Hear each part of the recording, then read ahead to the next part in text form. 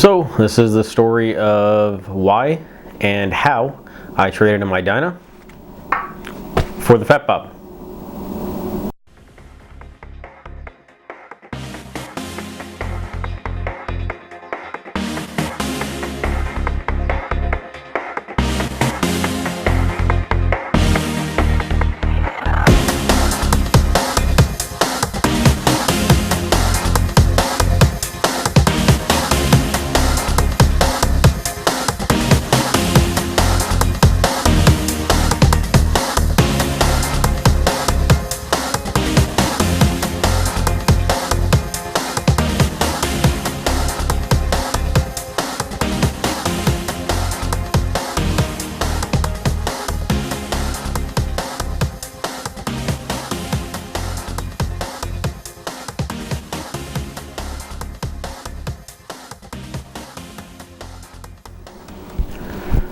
Okay, so the story begins with my Dyna. It was I believe it was a 13. It was a Dyna Super Glide Custom. It was yellow. It had the detachable Harley black saddlebags, had some other stuff done to it as well. And there's a few reasons I traded that in. The first and foremost being I did not trust that bike, and not because it was a Harley, not because it was a Dyna, not because anything weird like that, but because of the prior owner. There was some work done to it, possibly cams. Nobody had any info on it. For those of you that are familiar with Harleys, the inner and outer primary for Dynas, for some Softails as well, has a spot where you can have mid controls on it. Basically your feet, your legs and your knees make a 90-degree angle straight down, almost like an adventure bike type, instead of having your feet out in front of you. With my Dyna, it had forward controls on it. From the factory, that Dyna came stock with mid controls on it. Mid controls to forward controls is an easy fix, but if you do it correctly, there's a linkage that hangs out of the outer primary that's basically just flopping around when it's not connected to mid controls. What you should do for a proper switch out is to take that out and insert a little cap so no dust or debris just flows in and out. It's internally sealed within the primary, inner and outer primary cases by themselves, but there's like a little cap for uniformity's sake, just to make sure nothing really gets in there. So I didn't know much about Harleys back then. When I first got this bike, I didn't really think much about it until one day I was driving down the road, just excited to be on my new bike. Finally got a Harley, finally got back into riding after a year or two, and from neutral, my shifter won't go into first. Obviously, this is an issue. I'm thinking, oh Jesus, my bike's a dud. I screwed up. I got a crappy bike. This was a bad financial mistake. And I do some tinkering with it on the side of the road. I kind of explore what's going on with it, and I find out that the only reason it's not going into first, or really any gear down, is because the shift linkage from the mid controls is just flopping around. So, long story short, the owner, my past owner, whether he did it himself or he took it to some guy that was just an absolute jack in the box of a mechanic, and never did the switch out from mid controls to forward controls properly.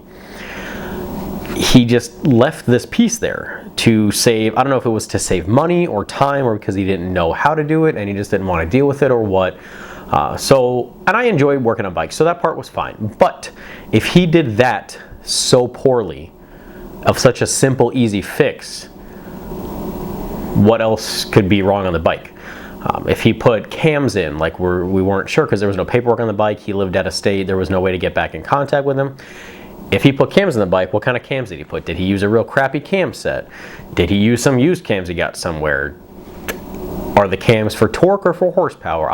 You know, all things that you wouldn't know until you spent several $100s or several hours for me being an amateur, a cam job or any kind of deep mechanical work on the bike, without doing any of that to know. So that was the first kind of thing about that bike. It was very enjoyable to work on. I loved the bike itself. I really loved how it looked. If I have a picture, I'll post it up. But I could not fully trust that bike. You know, going 75-ish on the highway, something just didn't sit right with me. I just couldn't 100% put my faith behind it because who knows what was done to it before. Now, yes, it was supposed to be checked out by the dealership, made sure it was safe to ride and all that, but I don't know. Those of you who have had that kind of experience, you know, it's just no matter what somebody tells you, if you just have that weird feeling about a bike, sometimes there's really no break in it unless something weird happens and you 100% dive into it yourself. And you know, had I had that bike from start to finish and I was the first owner, I would have 100% put faith in that bike. There was no reason for me not to put faith in that bike, minus the fact that I just did not trust what the previous owner did to it. So like I said, that was the first reason. The second kind of reason is because it didn't really fit any specific kind of thing that I really 100% wanted. So I like sport bikes and I like cruisers, and that was kind of an in-between bike. And I know what you're gonna think. You're thinking, you know, this Fat Bob, you know, hey, that's kind of an in-between bike too. Yes, but had I have the money already for this, and hopefully if you follow the channel, which side note, please subscribe, like, and hit the bell notification so you'll see all my future videos. But in a few years, hopefully, if I get all the money that I need to for it and I can finally spend a little bit on myself, this bike will be turned into more of a sport Harley kind of a street bike than a Dyna is capable of being.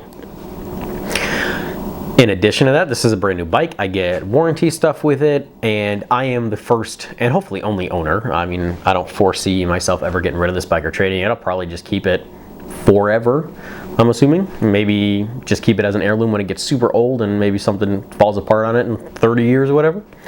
So I'm the only owner. I know what is done to this bike. I know the oil intervals of which I got the oil changed. I know the transmission fluid, or well, it's not really called transmission fluid. Anything that it has to be done with this bike, I know when it is done. I know any mods that are done to it. I know how I take care of the engine.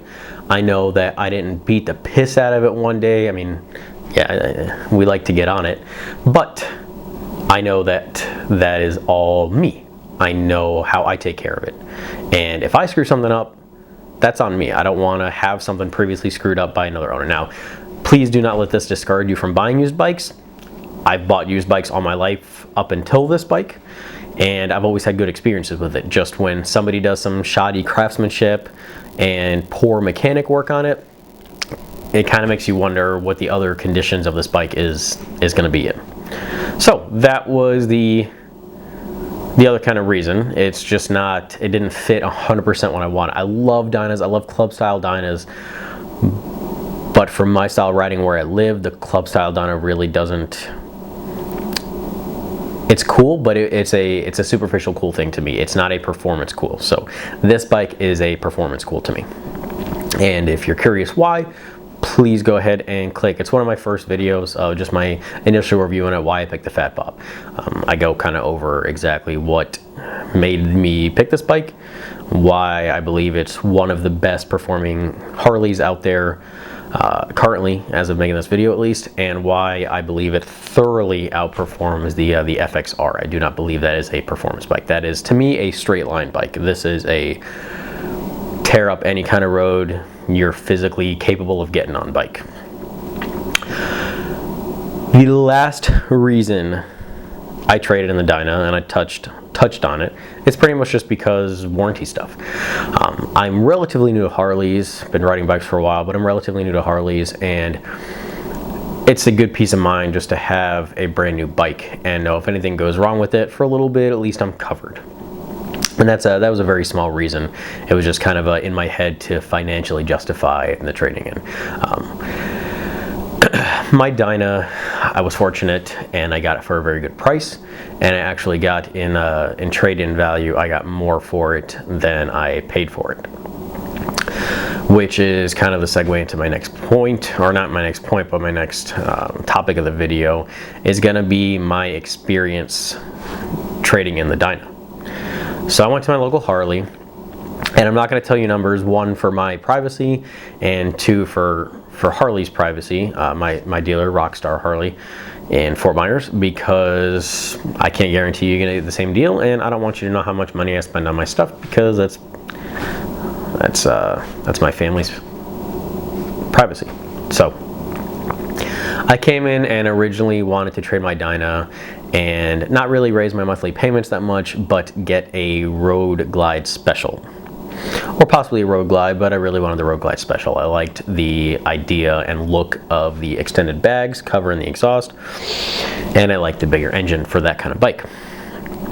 So I test drove a little bit, and I'm like, okay, let's run the numbers, see if I can get it done. So this I will tell you this number originally because this was so far away from what the deal was that I'm okay with telling you this. So he came back and said, all right, we'll give you, it was like 6,000 or 7,000 for the Dyna, which is worth more than that. So he was like, look, we'll give you either whatever it was 6 or 7 grand, and you got to put down, it was like a couple thousand to put down, which I wasn't putting anything down, and your payments are going to be like $650 a month. And I physically laughed. I mean, to me, that is just an outrageous amount of money for where I am financially now. If you have that money and that's pocket change to you, power to you, go do your thing, go get a Road Glide Special, get a CVO. So I tell him, you know,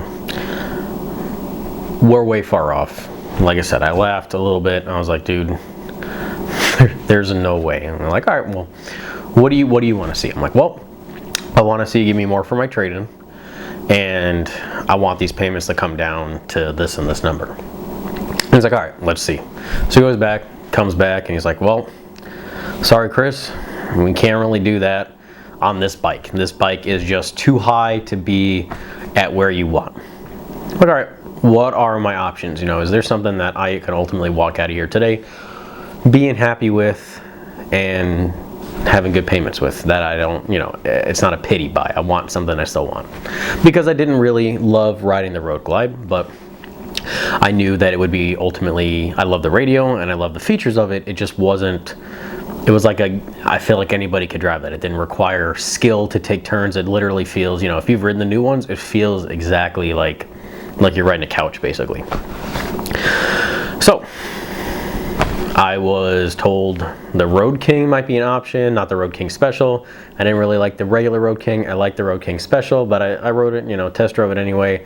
It didn't speak to me, so I'm kind of at a stalemate here. I'm like, well, let me look around, see if there's anything that kind of jumps out to me. I'll test drive it, see the price, and we'll kind of go from there. He's like, all right. So that brings me to the Fat Bob. I had seen the Fat Bob previously in, you know, commercials, internet, YouTube ads, what have you, and I was like, that's a really cool bike. I didn't know what it was, so I saw a couple of them sitting there. I'm like, hey, what's this? To my sales guy, the guy that test drove with me. He's like, that's a Fat Bob. And I'm like, all right, talk to me about it, tell me some features, let's pay, you know, go for a ride. Went for a ride. I test drove the 114 on the way to the on the ride on the way to the end of it, and then we switched. He had the, I'm sorry, I test drove the 107 on the way back. I test drove the 114 on the way back to the dealership. Previous video, I explained why I went with the 107 instead of the 114, besides price reasons, so I'm not going to get into that. But I told him, I was like, all right, crunch the numbers. Let's see what we can do on the 107, the black one, this one. I like this one. All right, so came back and the number was too high. I'm like, I can't, man, try again. Like, I can't do it. So he's like, all right, let's see what we can do. You know, your credit's not perfect. This is our option. So I was thinking about it. I'm like, it's too much. Like, I can't justify that amount. And he's like, all right, where do you need to be at? I'm like, I don't really have a magic number necessarily. I just know this is too high. He's like, all right, well, let me try one more thing. He comes back a few minutes later and he's like, all right, this is kind of our bottom line right now. Okay, let me think about it. It's not a bad price. Let me think about it. So I go outside, I sit on my Dyna, I sit on this Fat Bob, I look at it, I crunch some numbers in my head, run through my monthly income and expenses, and I come to the realization that yes, I could afford this Fat Bob, but I'd be selling my soul for this bike for years and years of payments, because I'm not gonna have enough fun money for me to enjoy the rest of my month after I make this bike payment. It's just gonna be too much. Even though I can afford it, I'm not gonna have enough money left over. I'm not gonna be able to do stuff with my family. I'm not gonna be able to buy good Christmas gifts. I'm not gonna be able to buy anything for myself or even the bike, any kind of fun stuff. So I came back, I'm like, look, I appreciate it. I'm gonna stick with the Dyna. I'm gonna keep it. The money is not there. The price was just not perfect, so I'm keeping the Dyna today. He's like, all right, well, why? And I told him what I just told you guys, and I was like, look, I can't afford, I mean, I physically can't afford it, but at what cost? You know, where does it have to end for me just to get a new bike? This is not a need purchase. I'm not going from 0 bikes to 1 bike. I'm going from 1 bike to a different bike. So if the money is not very close to what I was paying,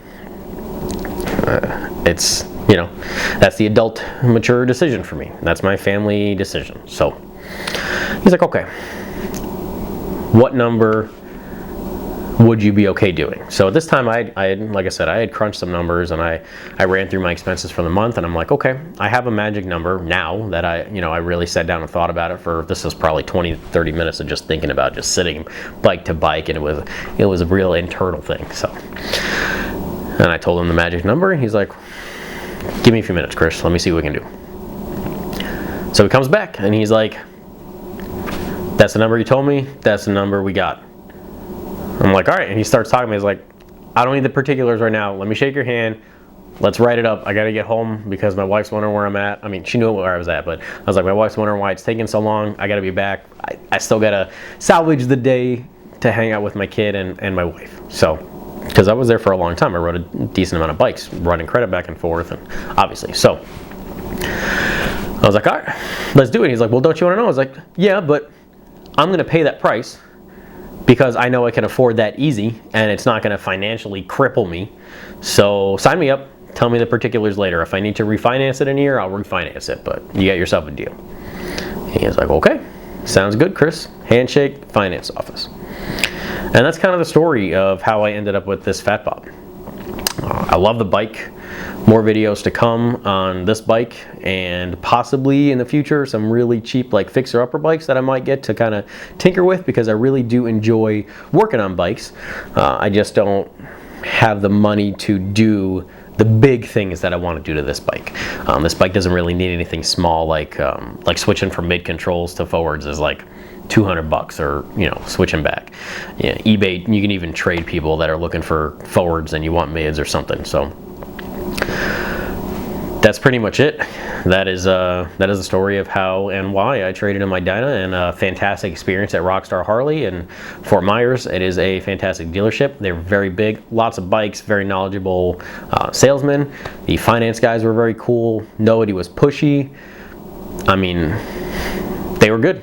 They didn't let me walk out of there without feeling like I got a really good deal, and they gave me a lot more on my trade, that not a lot more than it was worth, but more than it was worth even Kelly Blue Book, or whatever the motorcycle add-on for Kelly Blue Book is that they call or whatever. So I highly recommend Rockstar. And if you guys are formerly Sixpence, it was formerly Sixpence Harley. If you guys are in the area or even close, stop on in, check them out, because it's a big dealership.